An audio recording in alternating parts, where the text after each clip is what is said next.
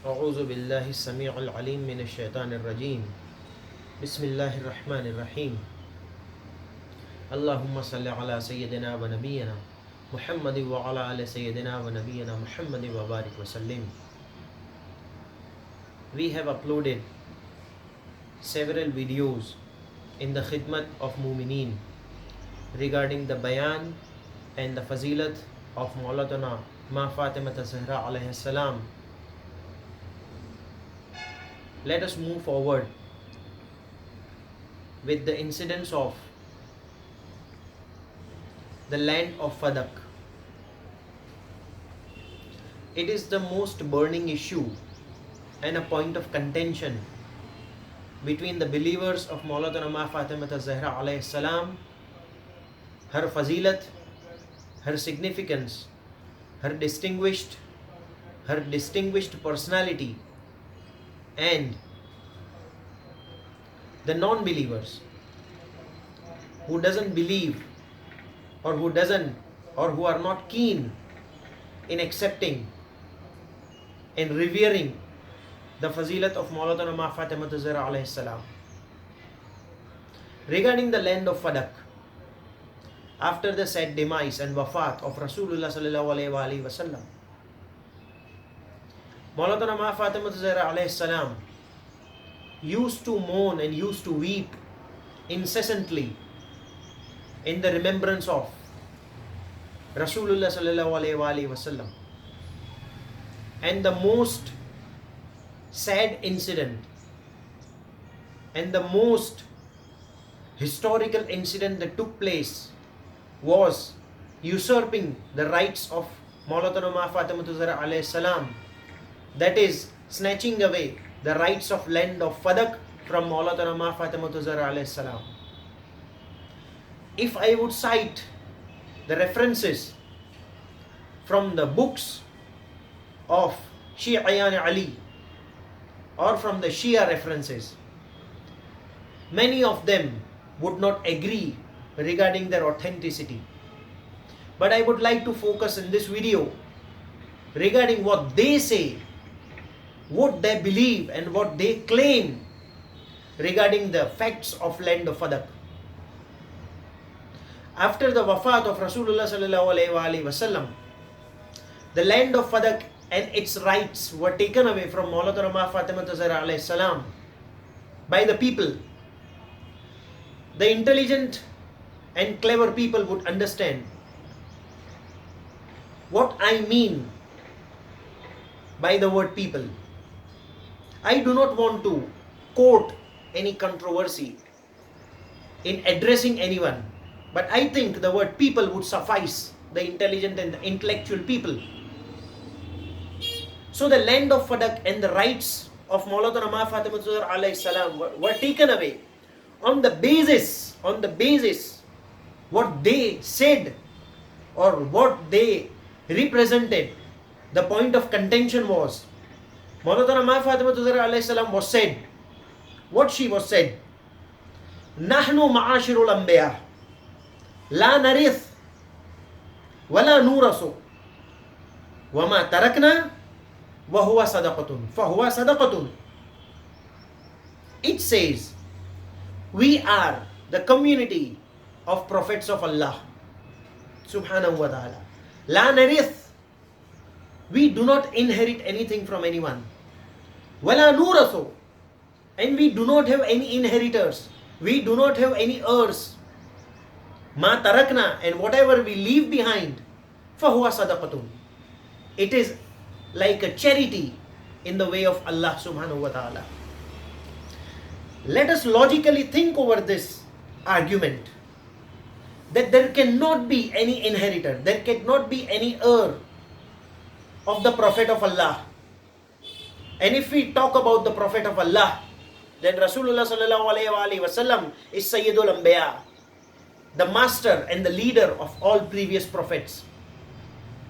If the people claim their argument and the authenticity of this argument which was presented against the rights of Maulaatona Faatema SA alayhi salam, then I would like to focus on the point that if people could present this argument, supporting in snatching away the rights of Maulaatona Faatema alayhi salam, then it means that na'udhu billah, we seek refuge of Allah, na'udhu billah, Rasulullah sallallahu alayhi wasallam didn't knew that I cannot have any inheritor, I cannot have any heir after me.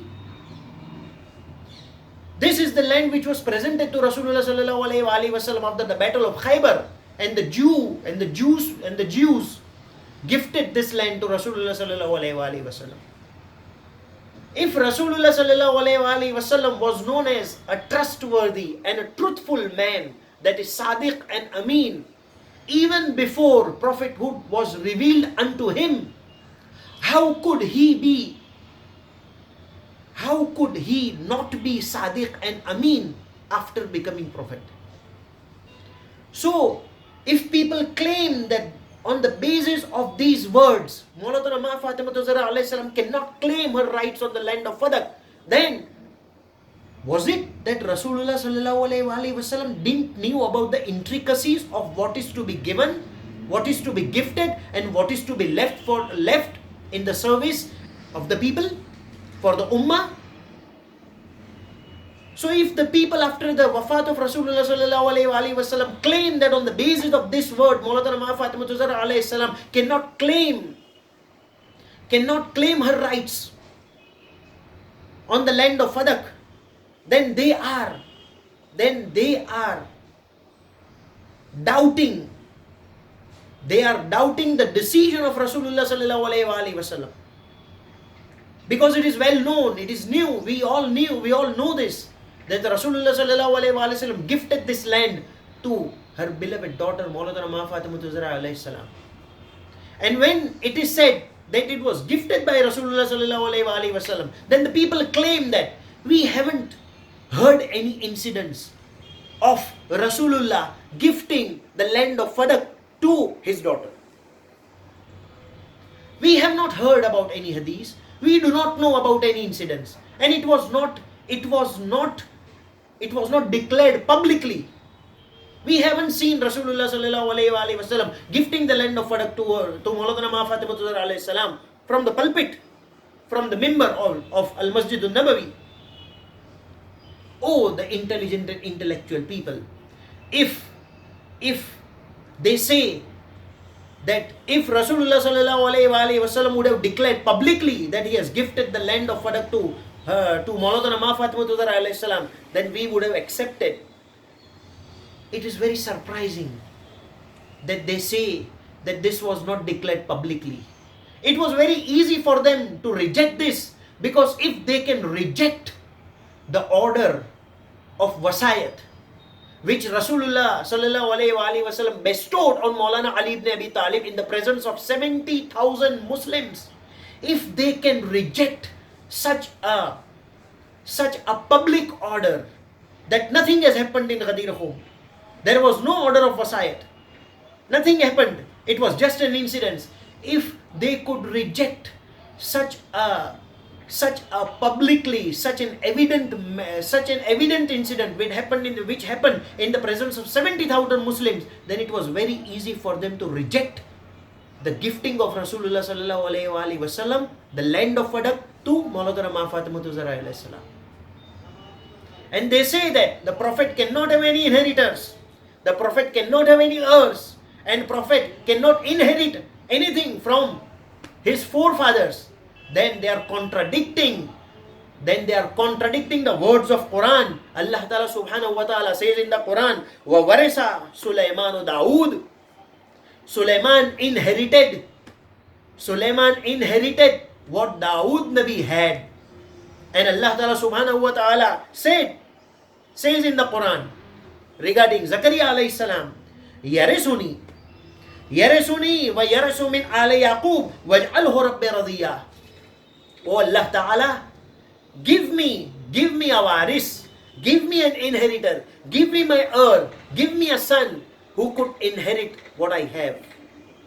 If Sulaiman Nabi salawatullahi alayhi could become an heir to his father, if Yahya alayhi salam could become an inheritor of his father Zakaria alayhi salam, then why can Maulaatona Faatema alayhi salam not become an inheritor of her beloved father Rasulullah sallallahu alayhi wasallam? And then the point of contention of the people is that what they say, there was no son to Rasulullah sallallahu alayhi wasallam, and hence the daughter cannot claim the rights of inheritance of his father. Oh, intelligent and intellectual people, if their decision is based on this ignorance, then it is proved that after the advent of Islam, after Rasulullah sallallahu alayhi wasallam very explicitly explained the laws of inheritance from the Quran, which are the words of Allah Ta'ala subhanahu wa ta'ala, then they have given this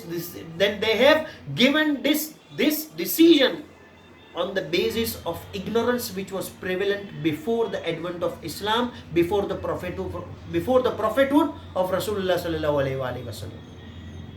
Because it was that time that daughters were not allowed to inherit anything from their father. They were not considered as a legal heirs. They were not considered as legal inheritors of their fathers. They had no right of inheritance. And if a father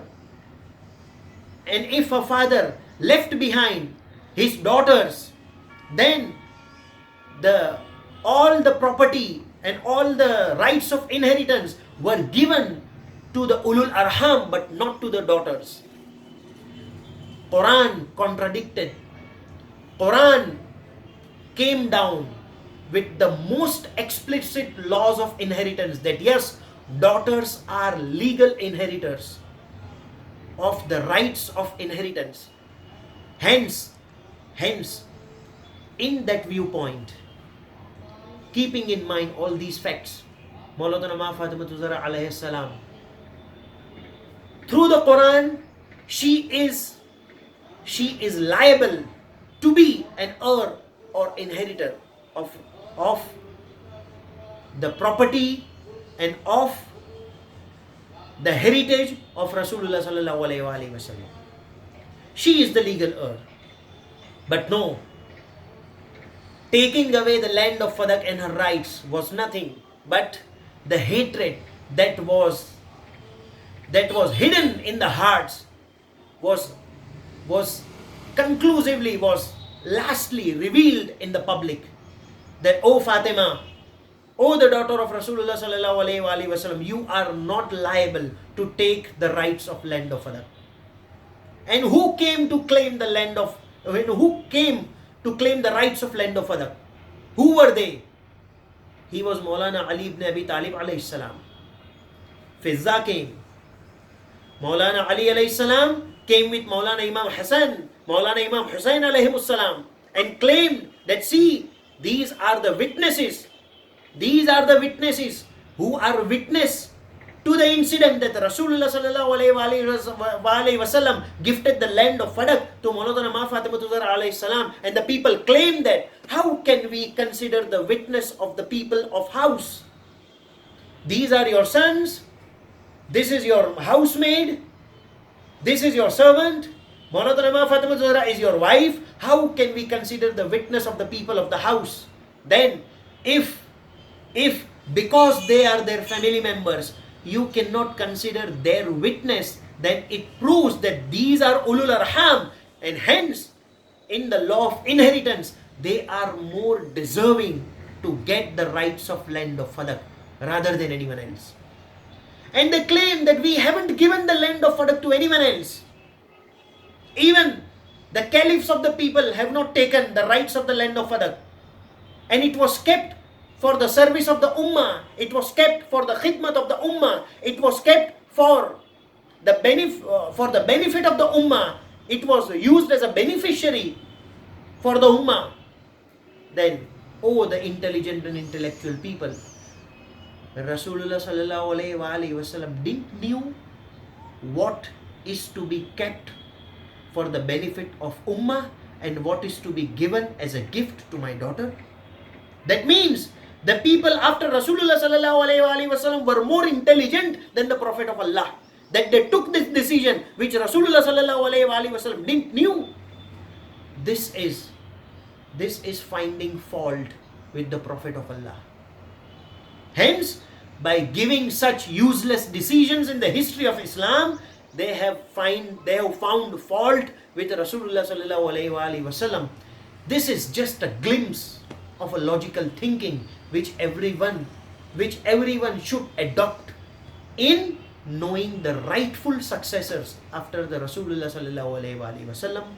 As far as nubuwat is concerned, as far as wasayat is concerned, as far as imamat is concerned, as far as Fatimiyat is concerned, it is evident from this logical thinking that who were more close to Rasulullah sallallahu alaihi wasallam. If Rasulullah sallallahu alaihi wasallam was only known as Muhammad bin Abdullah before becoming prophet in Makkah, for the 40 long years he was not a prophet, but he was called as Sadiq and Amin. Then after becoming prophet, his sadaqat and his amanat reached the new heights, reached the new nihayat. So this is what Maulaatona Faatema alayhi salam claimed her rights after the wafat of Rasulullah sallallahu alaihi wasallam. But it is very sad. It is very sad to know that what happened next is difficult to describe in words. Inshallah ta'ala, in the coming clips, we will describe in detail the bayan of wafat of Maulaatona Faatema alayhi salam, how she was confined to her room, how she fell sick, what were the factors which augmented her sickness, her ill health, what were the causes, who were near her deathbed when she died, and what happened after her death, how she was buried, how takfino tadfeen of Maulaatona Faatema alayhi salam took place. That are such facts that every Fatimi, Tayyibi, Mumin should know and reinforce his or her aqidah in the muhabbat of Maulaatona Faatema alayhi salam. Inshallah ta'ala, in the coming days, we will come up with the detailed bayan of wafat of Maulaatona Faatema alayhi salam. Wa akhiru da'wana alhamdulillahi rabbil alameen.